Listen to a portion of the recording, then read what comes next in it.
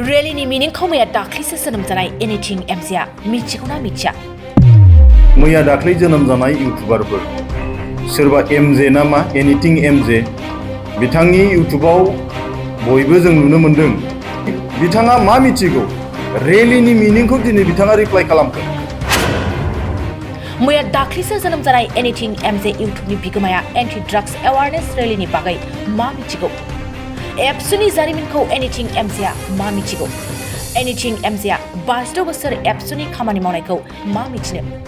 मैया दाख्लैसो जोनोम जानाय एनिथिं एमजेआ गावनि इउटुब चेनेलाव सोरबा सासे सिनाय मोनै आइजोनि सिगाङाव आथिं गाबथाबलायनानै एनिथिं एमजेआ बुंदों जौ जुवा बन्द खालाम बुंनानै रेली खालामब्लानो जौ जुवाया बन्द जागोन नामा होननानै गावनि इउटुब चेनेलाव भिडिअ हगारदों।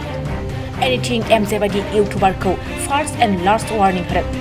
इउटुबनि गेजेरजों जाय खामानिखौ मावब्ला समाजनि मुलाम्फा जायो, हारिनि मुलाम्फा जायो, लाइमोनफोरनि मुलाम्फा जायो, बेफोरबायदि भिडिअ बानायनानै होनो हायाब्ला एनिथिं एमजेआ जिरायनानै थानांगौ।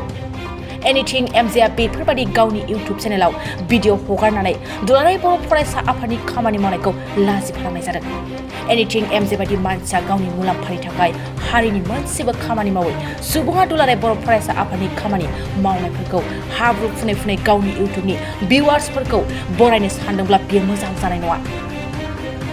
बेफोर गोख्रों बाथ्राजों गाग्लोबदों सालाकाथि दख'र दुलाराय बर' फरायसा आफादनि आफादगिरि डनेन नार्जारिया खौरांगिरि मेलनि गेजेरजों क'क्राझार जिल्ला दुलाराय बर' फरायसा आफादनि 55थि थान्दै ज'खुंथाइ हाबाफारियाव ड्राग्स आरो फेग्रा मुवा बाहायनायनि हेंथायै हानजा सुरनायखौ लानानै एनिथिं एमजेआ गाज्रि बुंनायनि सायाव सालाकाथि दख'रा दुलाराय बर' फरायसा आफादा गोख्रों बिबुंथि होयो।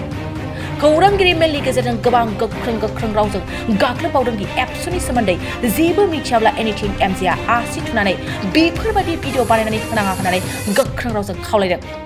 जौ जुवा ड्राग्स बाहायनायखौ मा राहाजों होबथानांगौ एनिथिं एमजेआ फिननाय होनांगौ होननानै गोख्रों रावजों बुंदों।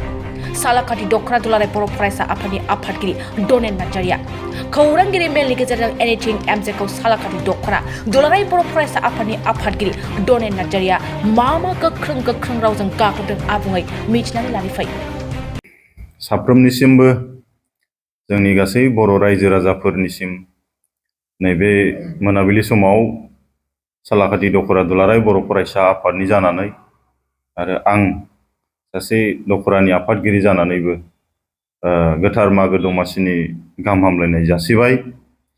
दिनै जोङो खौरां मेल लेंनायनि उद्देश्यआ बेनो जे मैया जितु 14 जानुवारि 2024 कुसुगावआव जानानै थांनाय क'क्राझार जिल्ला दुलाराय बर' फरायसा आफादनि खुंगा 55थि थान्दै जख'न्थायाव बेजों लोब्बा लाखिनानै जे फेग्रा बेसाद बाहायनायनि हेंथायै जितु हानजा सुरनाय हाबाफारि लादों आरो खोब मोजाङैनो जाफुंदों, बेखौ मानिजाथाव जोंनि क'क्राझार सानजा क'क्राझार बियाबनि एमएलए मानगोनां लरेन्स इस्लारि बिथाङाबो बे हाबाफारियाव बेखेवनानै होयो।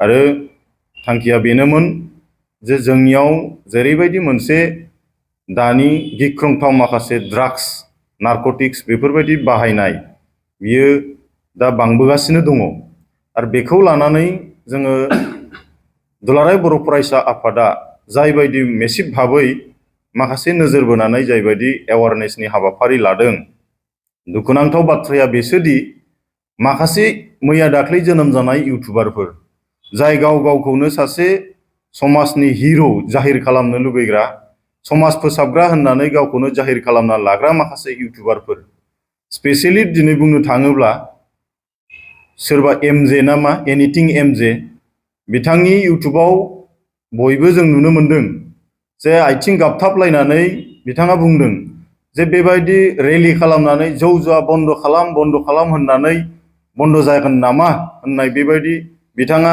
कुइसन खालामदों। सासे बिनि खाथियाव गसंना थानाय हिन्जावनियाव जों बेखौ बयबो नुदों। बे हिन्जावा सोर जोंबो मिथिया, नाथायबा बिथाङा जेरैबायदि मोनसे बाथ्राजों बुंदों, डाइरेक्टलि एन्ड इन्टेन्सनेलि बिथाङा जोंनि दुलाराय बर' फरायसा आफादनि जितु खामानि मावनाय बेखौ बिथाङा लाजि फोनांदों। जों स्पष्ट भाबै बेखौ बुङो आरो बे लाजि फोनांनाया बिराद मोनसे लासिंसिं आरो बियो जों बेखौ स्ट्रंलि कन्डेम खालामो सालाकाथि दख'रा दुलाराय बर' फरायसा आफादा।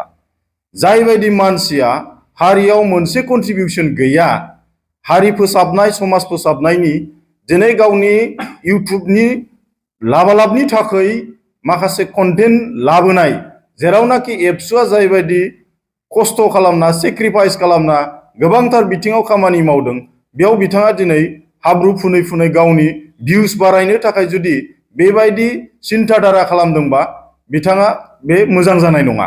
जों बेखौ स्ट्रंलि कन्डेम खालामो आरो बिथाङा दिनैनो बेखौ जों बुजिनानै लाथों जे इउटुबार जानो थाखाय गोबांथार माखासे लामाफोर दङ, जेजों समाजा लाब जायो, हारिया लाब जायो, लाइमोनफ्रा लाब जायो।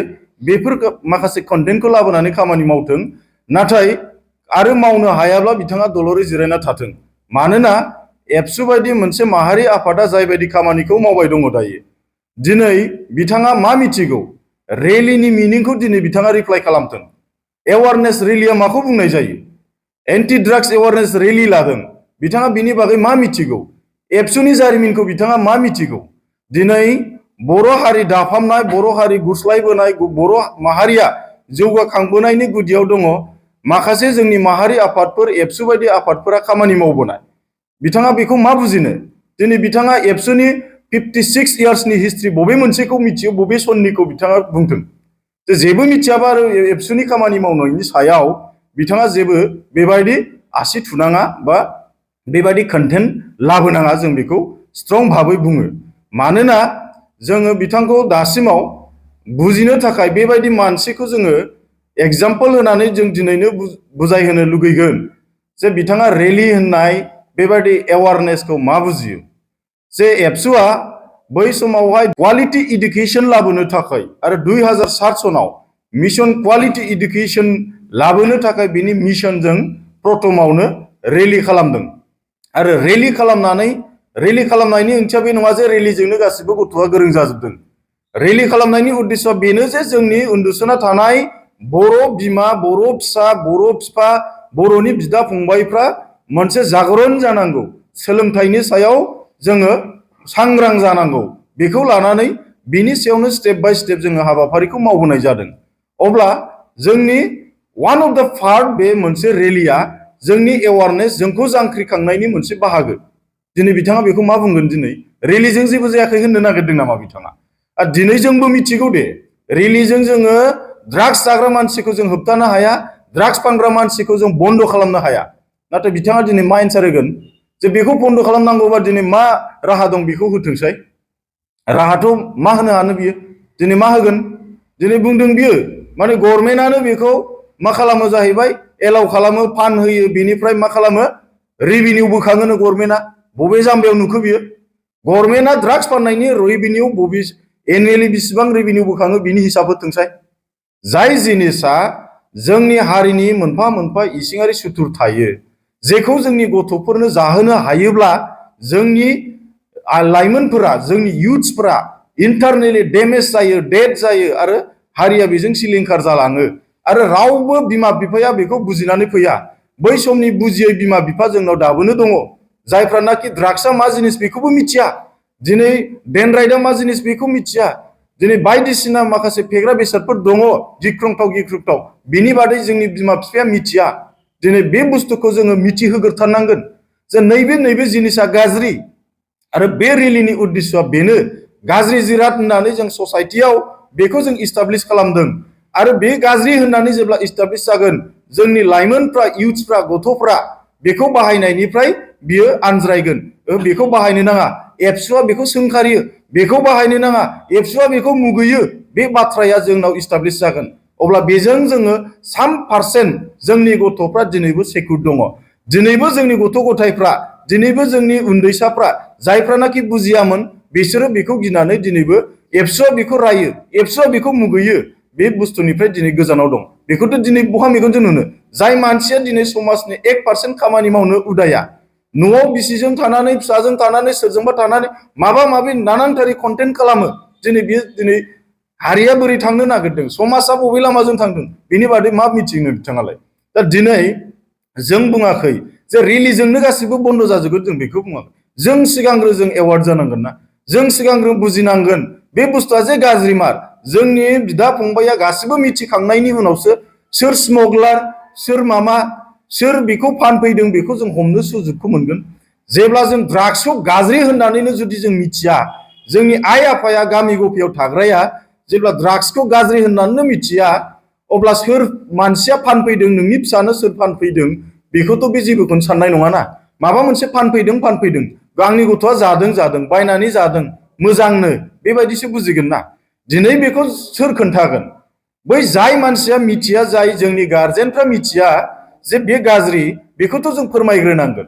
जेब्ला गाज्रि होननानै फोरमायखांनायनि उनाव जोंनि बिमा बिफाया जेब्ला बिनि सायाव सांग्रां जागोन, अब्लासो जों बिनि सायाव खामानि मावनो हागोन जे उमुगाव जोङो ड्राग्स फानग्रा फैदों जोंनियाव, नोंथांमोना हमफैनांगौ, उमुगाव ड्राग्स फानफैदों, उमुगानो फानफैयो, उमुगा लाबोबाय थायो, बेखौसो अब्लासो ना जों इनफरमेटिभ जागोन, अब्ला जोङो बयजोंबो कानेक्टिभिटि जागोन, इनफरमेशना मोनलायगोन, गाज्रि जिराद फानफैदों बे बुस्थुआ अब्लासो ना जोङो मिथिलायगोन।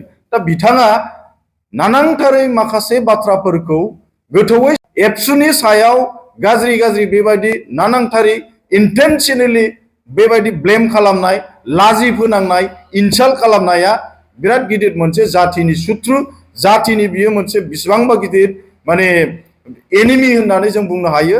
ससियलिस्ट बे सासे समाजनि बे सासे एनिमि, समाजनि सासे सुथुर, जातिनि सासे सुथुर, जोंनि इन फिउचारनि सासे बिथाङा सुथुर।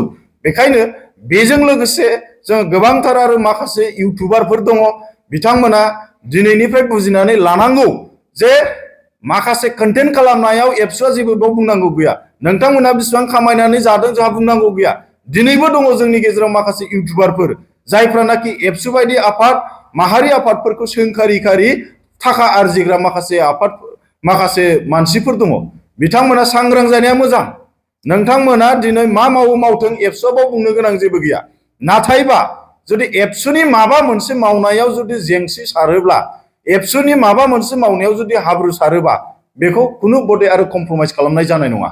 एबसुआ दिनै 56 इयार्स स्ट्रागल खालामबोदों, आखायसो दिनै बर' हारिया बे स्टेजाव फैदों। एबसुआ लेखा रोङिखौ लेखा गोरों खालामदों। एबसुआ डाइरेक्टलि बाव थांनानै फोरोंहैयाखै, नाथायबा बिनि बायदि अनेकथा माखासे plan and policy and mission भिजनजों खामानि मावनानै दिनै बेखिनि पर्जायाव फैदों। अब्ला दिनै बिथांमोना सोर? एबसुखौ सोंखारिनो बिथांमोननि मा कन्ट्रिबिउसन दं दिनै जोंनो होथोंसाय।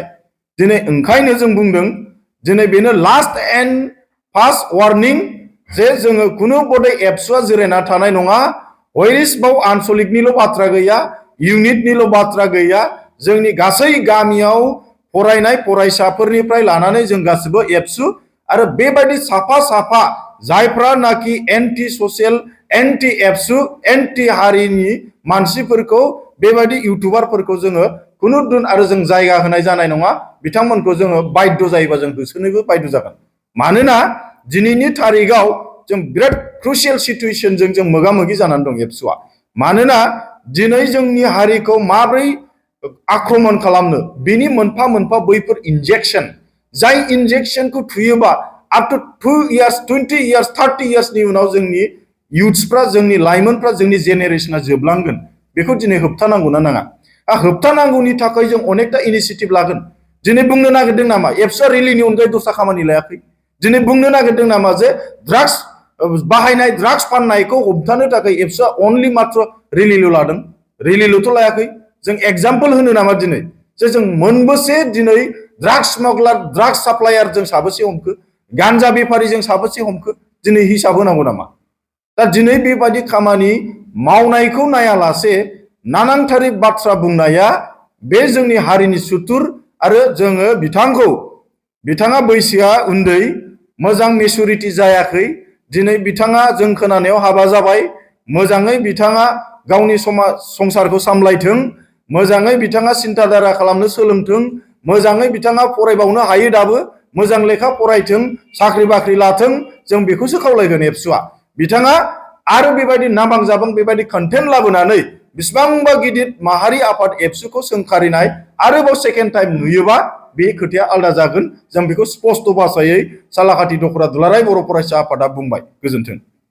बाजाज बाइक लानो गोसो गुदुं सुबुंफोरनि थाखाय गाहाम खौरां।